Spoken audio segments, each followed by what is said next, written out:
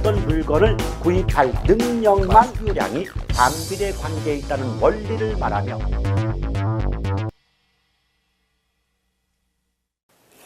자, 이제 드디어 투자론입니다. 자, 투자론 부분은요, 여러 수험생들께서 매년마다 이 고생하는 대목 중에 하나가 되는데요. 그 이유는 일단 계산이 많아요. 또 공식도 많고요. 또 그만큼 이제 어려움을 느끼게 될 수밖에 없는 부분이고, 또 사용하는 언어, 용어들도 굉장히 좀 일상에서 접해보지 못했던 생소한 단어들이 열거되어지기 때문에 굉장히 쉽지 않은 대목이라고 볼 수가 있겠습니다. 그러나 체계가 있는 부분이기 때문에 한 번 체계만 잡혀지게 되면 다른 부분보다 오히려 암기량이 적을 수도 있는 부분이거든요. 한번 같이 들어가 볼게요. 근데 맨 처음에 투자의 의미, 개념이 나올 수가 있는데 여러분 생각해 보세요. 어떤 투자도 투자의 목적은 돈을 벌고자 하는 데 있어요. 근데 우리 개론에서는 돈을 번다는 걸 수익의 획득을 목적으로 한다라고 말을 한다는 거죠. 그런데 수익은 투자와 동시에 곧바로 발생하는 게 아니지 않습니까? 그렇다면 일정 기간 후 미래에 발생하는데 그러한 미래는 당연히 불확실할 수밖에 없겠죠. 그래서 여기까지 끊으면 투자란 장래에 불확실한 수익의 획득을 목적으로 한다라고 볼 수가 있어요. 그런데 그 투자로부터 수익이 나올 때까지는 내 돈이더라도 내 마음대로 쓸 수 없고 어떤 소비를 희생할 수밖에 없지 않겠습니까? 그래서 내 마음대로 쓸 수가 없다는 말을 소비를 희생한다라고 말할 수 있는 거죠. 그렇기 때문에 투자란 장래의 불확실한 수익의 획득을 목적으로 현재의 확실한 소비 지출을 희생하는 행위다라고 말할 수가 있어요. 또는 장래의 불확실한 수익과 현재의 확실한 소비를 교환하는 행위다라고 말씀을 드릴 수가 있을 겁니다. 아시겠죠? 자, 그런데 말이에요. 이러한 투자는 어떤 장점과 단점이 있겠느냐? 거기 아래 2번에 보면 부동산 투자의 장단점이 나와 있지 않습니까? 근데 결론적으로 말씀드리면 단점은 시험화되지 않습니다. 왜? 나온다면 우리한테는 따봉이에요. 상식적인 선에서 풀 수가 있죠. 여러분 상식적으로요. 부동산과 관련된 규제가 많아요, 적어요? 많지요. 또 부동산 투자와 관련된 위험이 커요, 작아요? 크지요. 또 부동산은 쉽게 거래가 돼요, 안 돼요? 안 돼요. 그럼 쉽게 거래가 안 된다는 건 현금화하기가 어렵다는 거죠. 이걸 환금성이 부족하다, 환금성이 낮다 이렇게 말을 하거든요. 그러니까 부동산 투자의 단점은 환금성이 낮으며 각종 규제가 많으며 위험 부담이 크다 이렇게 나와요. 그럼 그런 부분들은 굳이 공부를 하지 않고도 여러분의 상식으로 충분히 문제를 풀 수가 있기 때문에 출제자 입장에서도 내기가 어렵겠죠. 왜? 내면 다 맞출 수 있으니까요. 그럼 주로 장점 부분이 나오는데 일단 장점의 첫 번째를 보면 지렛대 효과가 나오고요. 오른쪽 넘어오시면 절세 효과, 구매력 보호, 소유의 긍지와 만족, 또 소득 이득과 자본 이득을 향유할 수 있다. 이런 제목들이 나와 있지 않습니까? 근데 이 중에서 문제로서 중요한 부분은 1번과 3번, 즉 지렛대 효과와 구매력 보호 이 두 가지가 문제화 되고요. 나머지는 제목 정도만 아시면 되는데요. 가볍게 뜻만 알려드리고 중요한 대목으로 넘어가 볼게요. 일단 절세 효과라고 할 때 절세라고 하는 건 세금을 줄일 수가 있다는 거지 세금 액수가 적다는 뜻이 아니에요. 그래서 절세 효과는 예컨대 그 감가상각비라든지 또 이자를 지급하는 이자 지급액 부분은 세금을 부과할 때 공제 대상이 돼요. 즉 세금을 부과하지 않게 되는 거죠. 그러므로 감가상각비나 이자 지급분 등은 세금 공제 대상이 되기 때문에 그런 부분에서는 세금을 줄일 수가 있지 않느냐. 이걸 절세 효과라고 말을 합니다. 그 다음 소득이득과 자본이득을 구한다 이 말인데 소득이득이라고 하는 건 부동산을 보유하면서 가지고 있으면서 얻는 이익을 소득이득이라고 얘기를 해요. 예를 든다면 내가 상가를 갖고 있잖아요. 그럼 상가 내 점포를 임대함으로써 얻는 수익은 보유를 통해 얻는 수익이므로 소득이득에 해당이 돼요. 그래서 소득이득 개념이 어려우신 분들은 그냥 임대 수익이다라고 이해하시면 돼요. 이에 비해서 자본이득은 그 땅이나 건물을 팔았을 때, 부동산을 처분했을 때 얻는 이익이 바로 자본이득인데, 우리가 아는 말로 바꾸면 매매 차익, 양도 차익이다라고 볼 수가 있겠습니다. 따라서 투자란 부동산을 구입하고 취득하고 일정 기간 보유, 운영하며 기간 말에 처분하는 개념이 모두 포함되어 있기 때문에 소득 이득과 자본 이득을 모두 얻을 수 있다라고 볼 수가 있겠죠.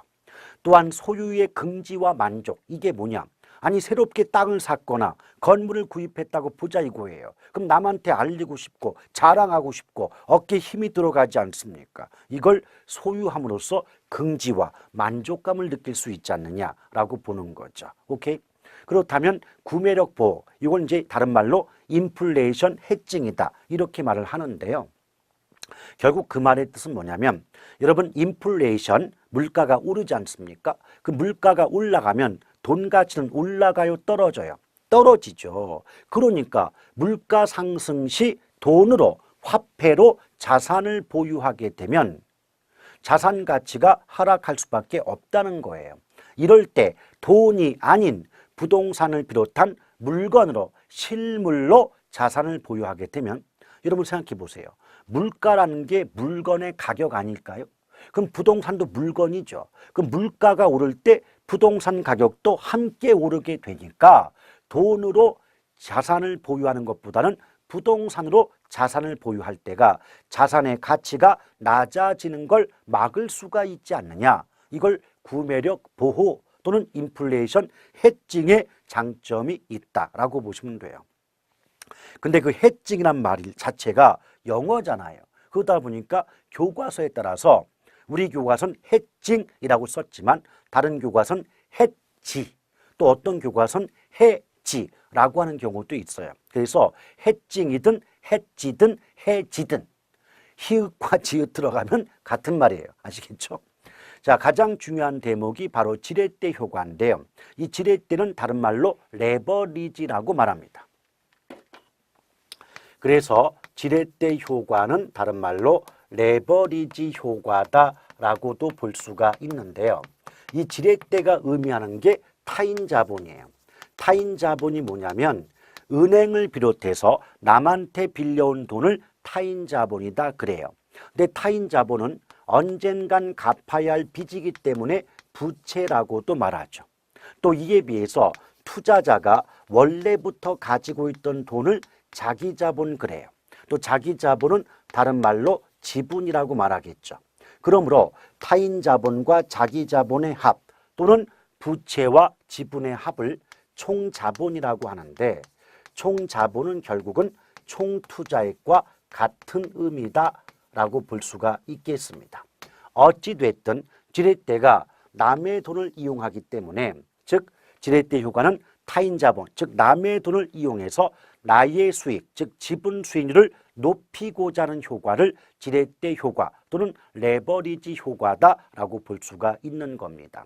따라서 지렛대란 말 자체가 타인 자본의 의미가 되기 때문에 전액 내 돈, 전액 지분으로 투자한다, 전액 자기 자본으로 투자한다는 말은 남의 돈 빌려오지 않고 내 돈만을 투자했다는 의미가 되고, 이럴 때는 처음부터 지렛대란 말을 쓸 수가 없다는 겁니다. 아시겠어요? 왜? 지렛대는 남의 돈 빌려와야 발생하니까.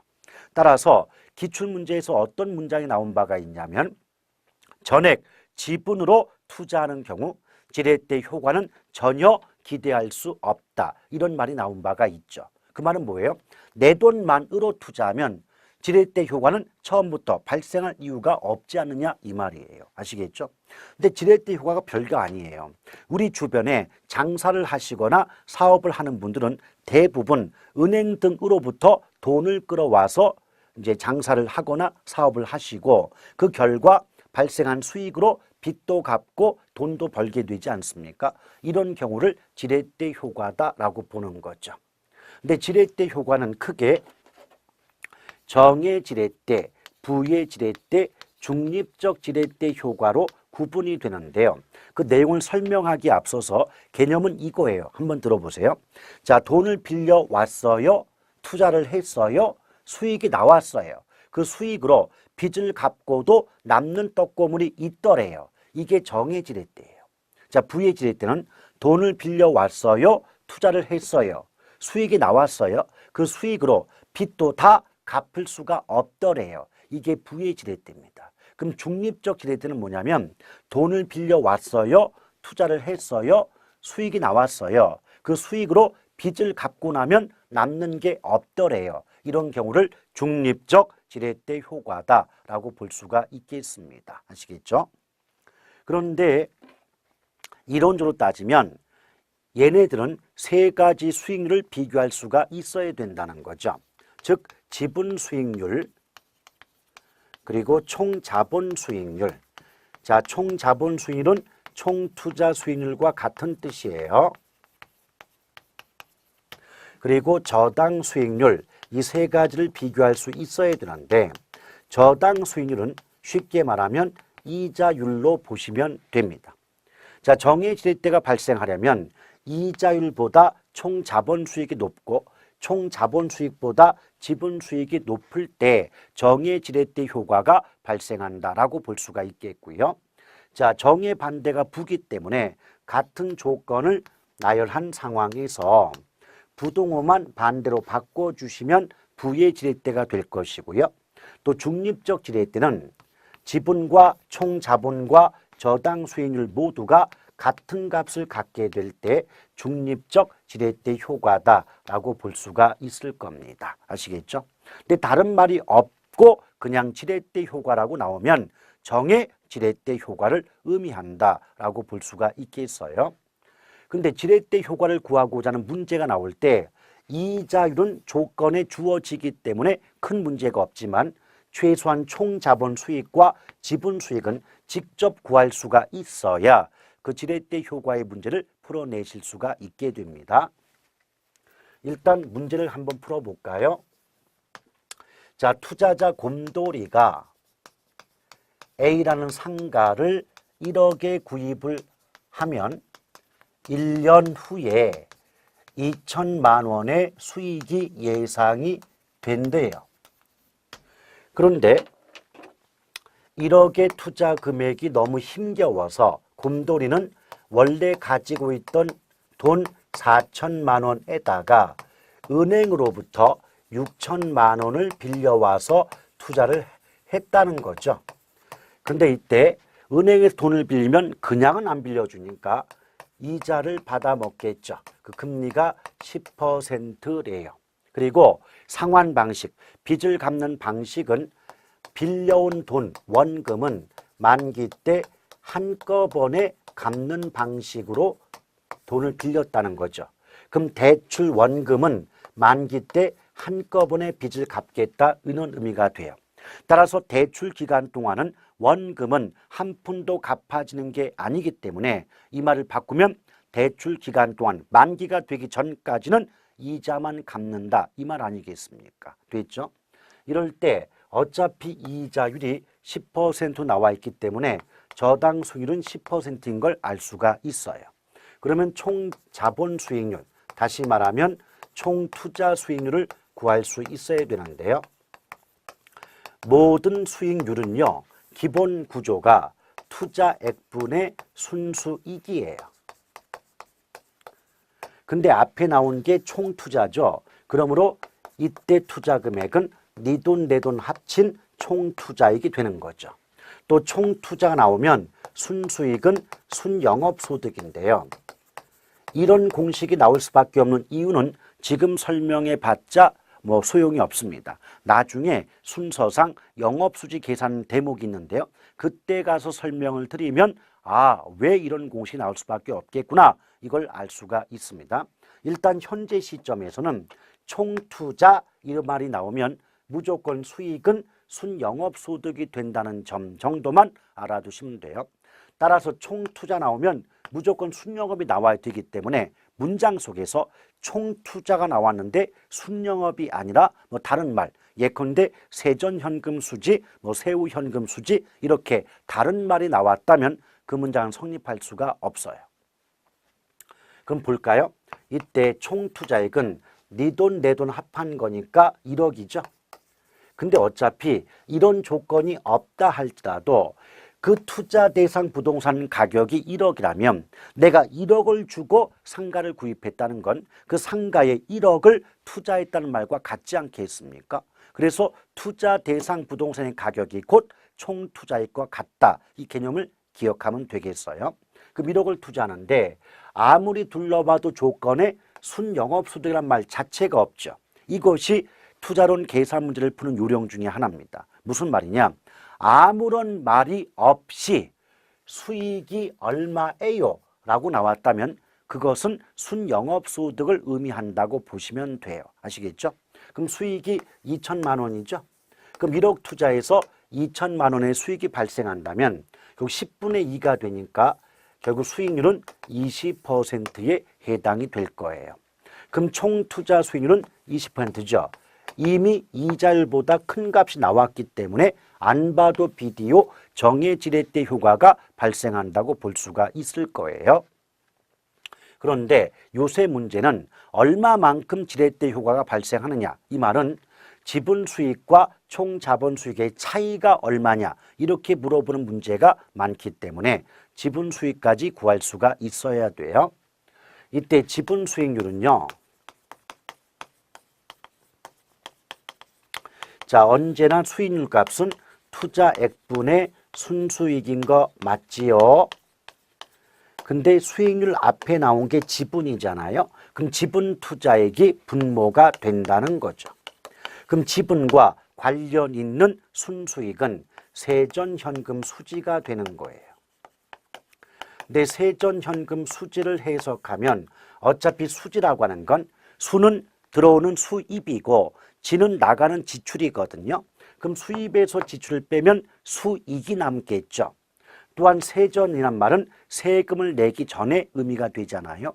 그러므로 세전현금 수지는 세금 내기 전에 수익이다라고 보시면 돼요. 그런데 또 주어진 조건을 아무리 둘러봐도 세전현금 수지란 말 자체가 없죠. 그럼 세전현금 수지는 어떻게 구하느냐? 순영업소득에서 부채 서비스액을 빼준 값이에요. 그럼 부채 서비스액은 또 뭐냐? 우리가 돈을 빌리면 원금의 이자를 합해서 빚을 갚아야 되지 않습니까? 그럼에 따라서 부채 서비스액은 원리금 상환액을 의미한다라고 보시면 돼요. 자, 그럼 볼까요? 지금 주어진 조건에서 내 돈 지분이 4천이잖아요. 그럼 내 돈은 4천만 원이에요. 또 앞에서 보신 것처럼 순영업소득은 2천이 나왔죠. 근데 원래 부채 서비스액은 원금 이자를 합해서 구해야 되겠지만 상환 방식이 원금은 만기 때 한꺼번에 갚겠다고 하였으니 이자 비용만 구하시면 되지 않겠습니까? 따라서 이자는 빌린 돈 6천만 원이 잔액이 되기 때문에 이자율 10%를 곱하면 이자는 600만 원이 되는 거죠. 그럼 2천만 원에서 600만 원을 빼주면 결국은 세전현금 수지는 1,400이 돼요. 이걸 4천만 원으로 나누라 이 말이죠. 그럼 어차피 계산하면서 0 두 개는 필요가 없으니까 14 나누기 40 항상 계산기 누를 때는 분자값을 먼저 누르시는 거예요. 그러면 0.35가 나올 텐데 이걸 퍼센트로 바꾸면 35%가 된다는 거죠. 따라서 지분 수익이 35%면 자, 이자율보다 총 자본 수익이 높고 총 자본 수익보다 지분 수익이 높으니까 완벽한 정해 지렛대 효과가 발생하고 얼마만큼 지렛대 효과가 발생하느냐 이 말은 총 자본 수익과 지분 수익의 차이가 몇 퍼센트냐를 물어보는 겁니다. 그럴 때는 15%만큼 지분 수익의 증대 효과, 즉 지렛대 효과가 발생한다. 이렇게 정답을 삼을 필요가 있을 겁니다. 아시겠죠? 자, 그래서 지렛대 효과에 대해서 말씀드렸죠. 그러니까 그 동그라미 1번 지렛대 효과에서 첫 번째 줄 부채를 이용함으로써 투자자의 이익을 증가시키는 효과를 말한다라고 나와 있고 즉 타인 자본을 이용하여 자기 자본 수익률을 높이는 효과라고 역시 등장하고 있지 않습니까? 그 다음에 내용에서 뭐 정의 지렛대, 부의 지렛대 나와 있지만 이걸 압축한 결론이 바로 맨 아래쪽에 그 표입니다. 그래서 정의 지렛대, 부의 지렛대, 중립적 지렛대 효과로 구분해 놓고 그때 정의 반대가 부 아니에요? 그러면 지분 수익이 총 자본 수익보다 높다 반대 작다. 또 총 자본 수익이 저당 수익보다 크다 반대 작다 그러면 각각 정과 부의 지렛대 효과의 조건이 될 것이고 맨 아랫줄에 중립은 세 가지 수익값이 모두 같게 된다는 말이 등장하고 있지 않습니까? 맞죠? 자, 그래서 그렇게 살펴보시면 되겠고 나중에 그 사례 연습 같은 경우는 지금 배웠던 이런 과정을 참고해서 풀어보시면 여러분 능력으로 처음에는 잘 안 풀릴 거예요. 그런데 두세 번, 네다섯 번, 10번, 20번 함께 풀어보시면 훨씬 좋은 결과를 얻을 수가 있을 거예요. 자, 그 다음 넘겨보시면 가로 3번에 투자의 결정 과정 나오는데 이 부분에서는 시험이 거의 나오지도 않고 나온다 하더라도 내용을 물어보잖아요. 과정을, 순서를 물어보는 거죠. 근데 순서를 따져보게 되면 거기 처음에 목적 나오죠. 두 번째가 환경, 세 번째가 비용 편익, 네 번째가 타당성, 다섯 번째가 투자 결정 나오지 않습니까? 그래서 순서 정도만 익혀두셔도 충분한 대비가 가능하다라고 보시면 되겠어요. 자, 오른쪽에 부동산 투기가 나오는데 어차피 투기라고 하는 건 이런 거예요. 샀다 얼마 지나지 않아서 팔아먹는다가 투기 아니겠습니까? 따라서 투기는요, 소득 이득은 추구하지 않고 오직 팔았을 때 얻는 이익인 양도 차익, 다른 말로 자본 이득만을 추구하는 행위가 바로 뭐다? 투기다. 예쁘게 포장하면 단기 거래를 통한 양도 차익 또는 자본 이득의 획득만을 추구하는 행위가 투기다라고 볼 수가 있고요. 투기는 의미 정도만 알아두시면 돼요. 그래 놓고 뭐 2번의 발생 요인 폐해 같은 거는 참고로 읽어보시고 4번에 투기의 순기능 나오죠. 근데 순기능은 긍정적 기능이거든요. 근데 우리가 투기라는 말이 워낙 안 좋은 이미지가 강하다 보니까 긍정적 기능이 없다라고 착각할 수 있는데 있어요. 근데 그것도 두 가지만 기억하시면 돼요. 거기 가로 1번과 2번을 보면 주택의 투기적 공급 때문에 주택 공급 문제 해결에 역할을 할 수 있고 그 다음 택지 공급의 투기적 공급 때문에 어떻다. 어떤 택지 부족의 문제 또는 택지 문제 해결도 가능하다. 이런 말 나오잖아요. 그게 왜 그렇게 되는가 이유 물어보지 않아요. 그 결론만을 물어보니까 가로 1, 2번 정도만 알아두시면 되겠습니다. 자, 그러면서 뒷장을 넘겨보시면 투자와 투기의 차이점 표로 나와 있는데요.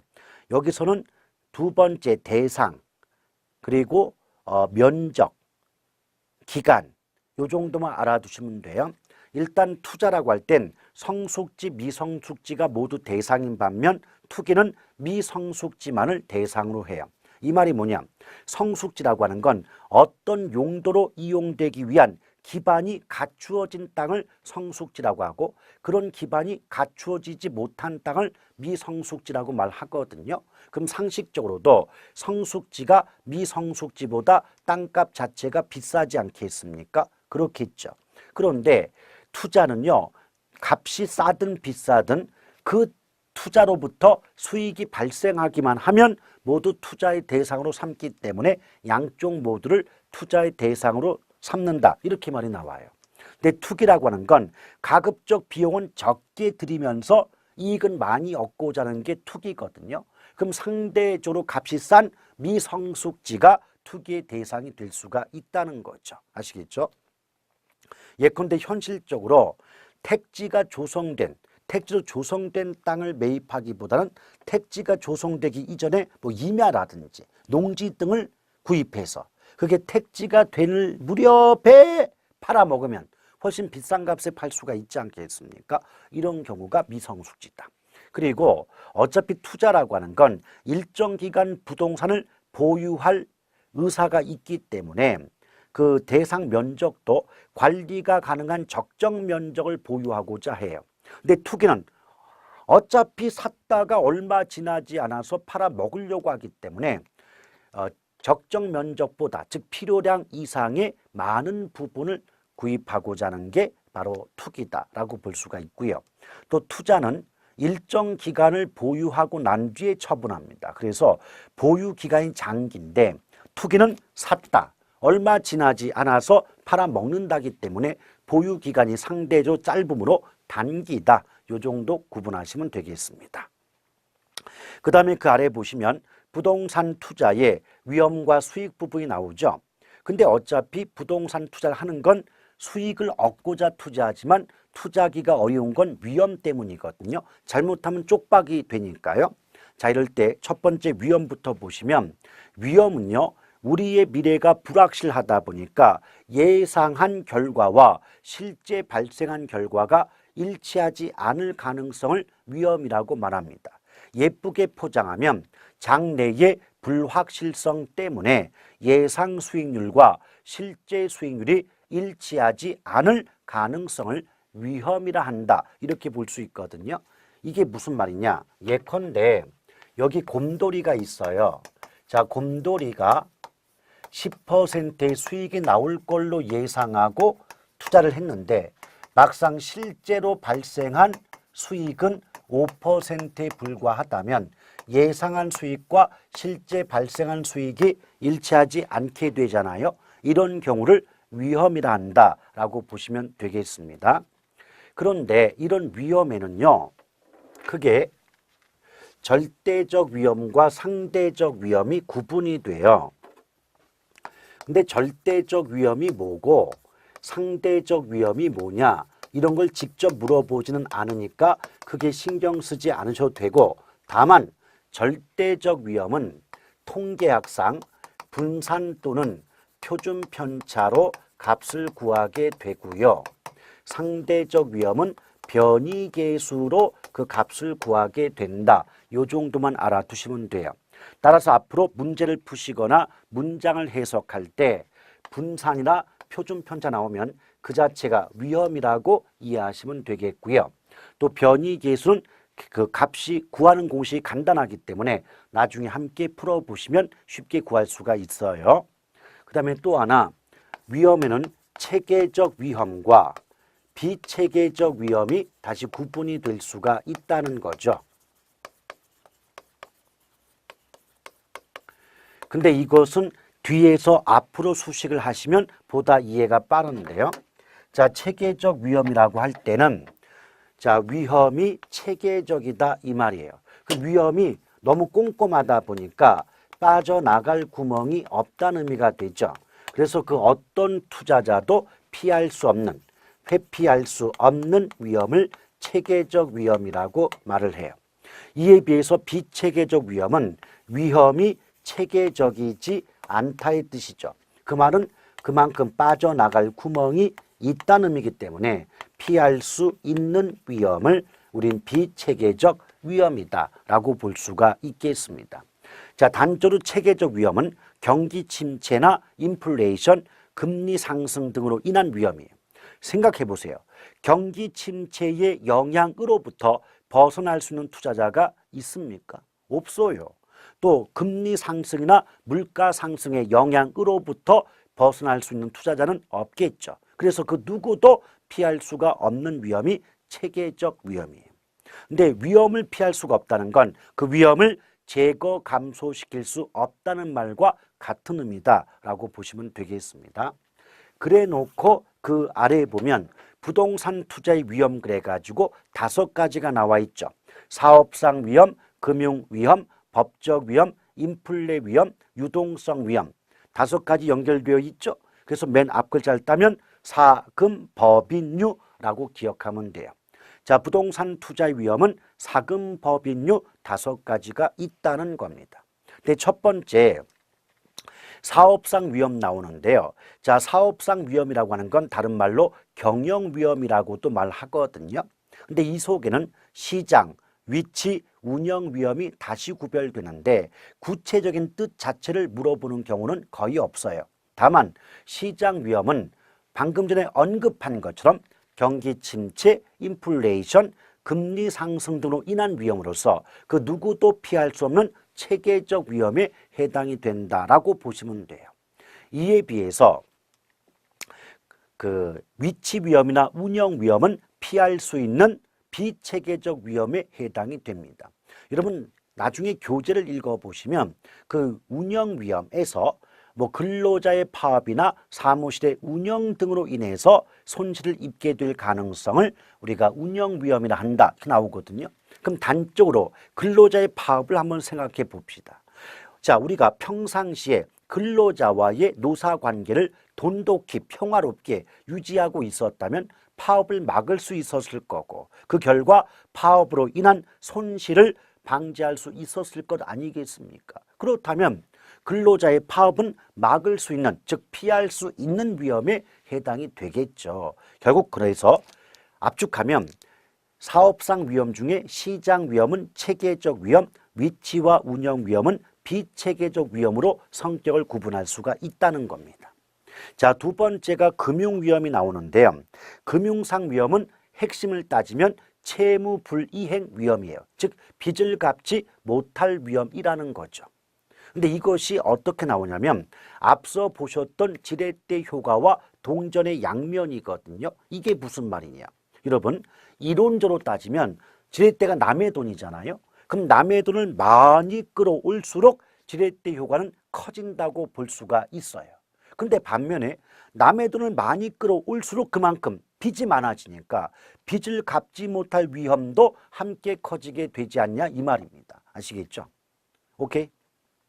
그래서 우리 기출문제에 어떤 질문이 나온 적이 있냐면 대부 비율, 즉 타인 자본의 비율이 높을수록 지렛대 효과는 커지는 반면 투자와 관련된 위험 역시 함께 커지는 경향을 보인다. 맞지요? 지렛대 효과가 커지지만 남의 돈 많이 끌어올수록 빚 갚지 못할 위험도 커진다는 말 맞지 않습니까? 그렇죠? 자, 그 다음 이제 법적 위험이 나오는데 이 법적 위험에선 법이 포인트예요. 그러니까 법률, 정책, 제도, 규제 등으로 규제가 변화함으로써 발생하는 위험을 우린 법적 위험이다라고 볼 수가 있다는 겁니다. 단적인 예로 어떤 그 서울시장님이 당선되기 전에 공약을 내걸길 특정 지역을 개발하겠습니다라고 공약을 내걸었대요. 근데 그 공약을 믿고 그분을 지지하고 그 지역에 투자를 했는데 그 시장님이 당선된 이후에 그 지역 개발은 없던 일로 하겠습니다라고 한다면 그 공약을 약속을 믿고 투자한 분들은 그 약속의 정책의 변화 때문에 손해를 입게 될 수가 있지 않습니까? 이런 경우를 법적 위험이다라고 볼 수가 있을 거예요. 그 다음에 인플레이션 위험 나오는데 어차피 인플레이션이 물가의 상승 맞죠? 그럼 물가가 올라가면 돈 가치가 떨어지는데 이 상황에서 여러분이 대출기관, 은행의 입장에서 한번 생각을 해보자는 거예요. 은행 입장에서 물가가 오르기 전에 이자로 10만 원을 받았어요. 근데 물가 오른 후에도 이자로 10만 원을 받는데요. 오케이? 그냥 그렇게 되면 금액은 이자 10만 원 금액은 똑같겠지만 돈 가치가 떨어진 상황이기 때문에 어때요? 은행의 실질적인 이자 수입은 줄어든다고 볼 수가 있지 않겠습니까? 그렇죠? 이럴 때 여러분이 은행 입장이라면 고정금리로 대출을 해주길 원할까요? 변동금리로 대출해 주기를 원할까요? 그렇죠? 변동금리로 대출을 하기를 원하겠죠. 그렇죠? 왜? 물가가 오르면 금리 높여서 보다 높은 이자를 받으면 실질적인 이자 수입이 줄어드는 걸 막을 수가 있으니까요. 오케이? 그래서 나왔던 말이 뭐냐면 인플레이션의 발생 시 대출기관은 변동금리 저당대부 방법을 선호할 것이다. 이렇게 등장한 바가 있다는 거죠. 오케이? 근데 우리는 한 걸음 더 나가 볼까요? 은행이 만약 변동금리로 돈을 빌려주게 되면 물가가 오를 때 은행은 금리를 높일 거예요. 그러면 차입자, 돈을 빌려서 투자한 투자자 입장에선 금리가 높아지게 되면 그만큼 보다 많은 비용이 이자로 나갈 겁니다. 그럼 이자로 나가는 돈이 많아질수록 나에게 남는 떡고물이 줄어들기 때문에 그만큼 투자자에게 손실이 발생할 수가 있겠죠. 이걸 인플레이션 위험이다라고 볼 수가 있을 거예요. 자, 그 다음 유동성 위험이 나오는데, 자, 여러분, 유동성 위험은 다른 말로 환금성 위험이다라고 말하거든요. 근데 환금의 뜻이 뭐예요? 현금으로 교환한다, 현금으로 바꾼다의 뜻 아니겠습니까? 그럼 부동산을 현금으로 바꾼다, 이 말이 과연 무슨 뜻일까요? 거래가 이루어진다는 의미가 되잖아요. 돈 받고 부동산 준다는 건 부동산의 거래가 이루어진다는 말과 같지 않습니까? 맞지요? 그래서 예쁘게 포장하면 환금성 위험이란 부동산의 거래 과정에서 발생하는 시장 가치의 손실 가능성을 의미한다, 이렇게 출제가 되고 있거든요. 그럼 과연 이 말이 뭐냐? 자, 한번 들어보시죠, 여러분. 예컨대 곰돌이가요, 갑자기 다른 나라로 이민을 떠나야 된대요. 또는 직장이 이동함에 따라서 다른 지로 갑자기 이사를 가야 된대요. 그러면 내가 이미 살고 있던 기존의 주택을 빨리 처분을 해야 되지 않겠습니까? 맞지요? 자, 그럴 때 원래 내 집이 정상적인 거래 과정이라면 2억에 팔아먹을 수가 있는 집인데 2억에 내놨더니 주택이 안 팔리더라는 거예요. 나는 지금 빨리 집을 팔고 다른 동네, 다른 나라로 떠나야 되는데 그럼 속이 탈 거 아닙니까? 그럼 어떡하겠어요? 2억 아닌 뭐 1억 8천, 1억 7천에 내놓을 거예요. 그러면 그 값이 싸지면 사람들이 살 거 아닙니까? 오케이? 그럼 어떻게 돼요? 이런 거래 과정을 통해서 곰돌이는 2억에 팔 수 있는 물건을 1억 7천에 팔아먹었다면 거래 과정에서 3천만 원을 까먹게 되지 않느냐? 이런 위험을 유동성 또는 환금성 위험이다, 이렇게 볼 수가 있는 거죠. 오케이? 그래서 이런 위험을 한마디로 말씀드리면 금매라고 볼 수가 있죠. 금매 때문에 내가 정상적인 거래보다 싼 값에 거래함으로써 돈을 까먹게 되지 않느냐, 적게 받게 되지 않느냐, 이런 것들을 유동성 또는 환금성 위험이다라고 보시면 되겠습니다. 자, 이렇게 해서 부동산 투자와 관련된 위험을 살펴보았고요. 이제 그 뒷장을 넘겨보시면 그 확인 문제가 하나 있는데, 거기 보시면 투자의 위험에 관한 설명으로 틀린 거 그랬잖아요. 근데 1번에 장래의 인플레이션, 물가 상승 예상된다면 대출자, 은행은 아까 배웠잖아요. 변동금리로 돈을 빌려주고자 한단 말이에요. 근데 1번 지문은 변동이자율 대신 고정이자율로, 고정금리로 대출해 주기를 선호한다고 했으니 고정과 변동의 위치가 바뀐 거 아닙니까? 그래서 이 문제의 정답은 1번이 되는 거예요. 오케이? 그래서 우리가 수업 시간에 이런 거 나왔어요, 이거 조심하셔야 돼요, 꼭 기억하셔야 돼요 라고 강조하는 부분은 시험에 나왔고 또 그만큼 나올 가능성이 높은 부분이기 때문에 강조드리는 겁니다. 그래서 다소 어렵고 힘들지라도 계속 반복을 통해서 익혀 나가실 필요가 있는 대목이에요. 아시겠죠? 자, 그 다음 아래에 보면 위험의 관리와 처리 방법 나오는데 이 부분은 다음 시간으로 이어가도록 하겠습니다.